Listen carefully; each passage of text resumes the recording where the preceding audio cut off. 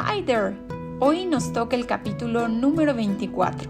Y si no sabes cómo decir cansancio, palpitar o caparazón, te invito a que te quedes conmigo hasta la parte del vocabulario.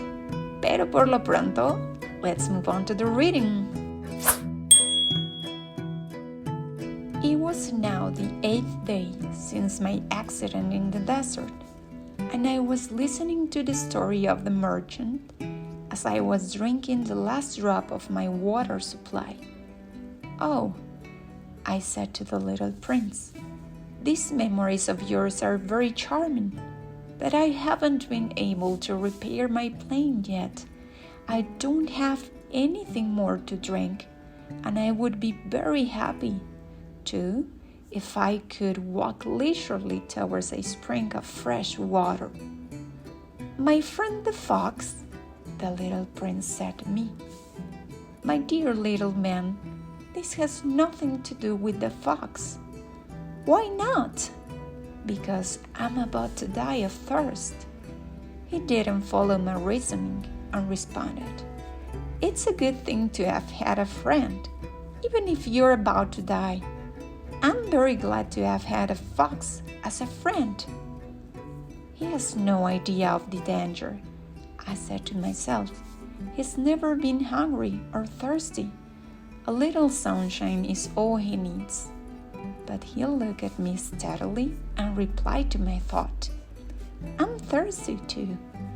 Let's look for a well." I made a gesture of weariness.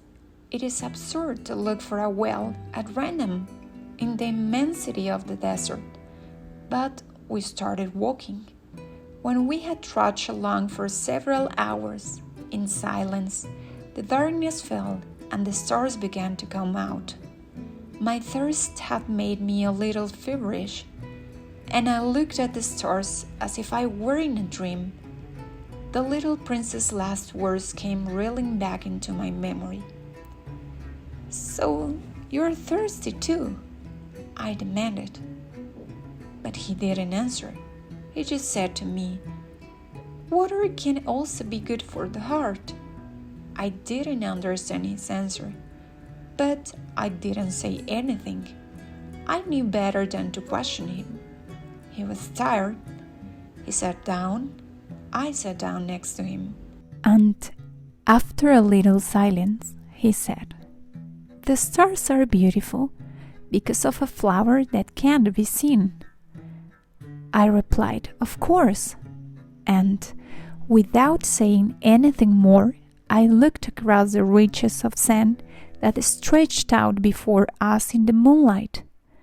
"The desert is beautiful," the little prince added. And that was true. I've always loved the desert.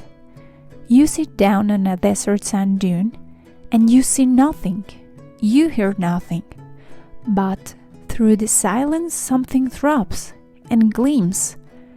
"What makes the desert beautiful," said the little prince, "is that somewhere it hides a well." I suddenly understood the mysterious radiation of the sands. When I was a little boy, I lived in an old house, and legend told us that a treasure was buried there. To be sure, no one ever knew how to find it. Perhaps no one had ever even looked for it, but it cast an enchantment over that house. My home was hiding a secret in the depths of its heart. "Yes," I said to the little prince, "the house, the stars, the desert, what gives them their beauty is something invisible." "I'm glad," he said, "that you agree with my fox." Since the little prince was falling asleep, I took him in my arms and started walking. I was moved. He seemed to me to be carrying a fragile treasure. It seemed to me, even, that there was nothing more fragile on the earth. In the moonlight, I looked at his pale forehead, his closed eyes, his locks of hair that trembled in the wind, and I said to myself, "What I see here is nothing but a shell, The things that really matter are invisible. As his lips opened slightly with the suspicion of a half smile, I said to myself again, what moves me so deeply about this little prince who is sleeping here is his loyalty to a flower, the image of a rose that shines through his whole being like the flame of a lamp, even when he is asleep. And he felt even more fragile. I felt that I needed to protect him, as if he were a flame that might be blown out by a little puff of wind. And I walked on. I found the well at daybreak.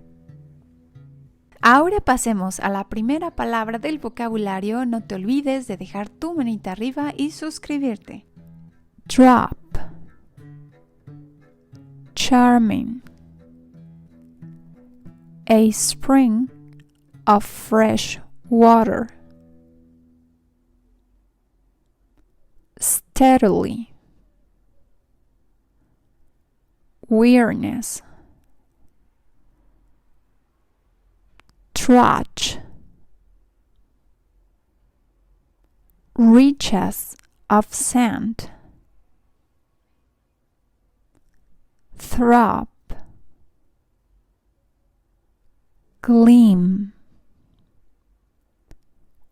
Well. Cast. Tremble. Shell. Daybreak. Let's test our knowledge a bit, trying to complete with the correct option.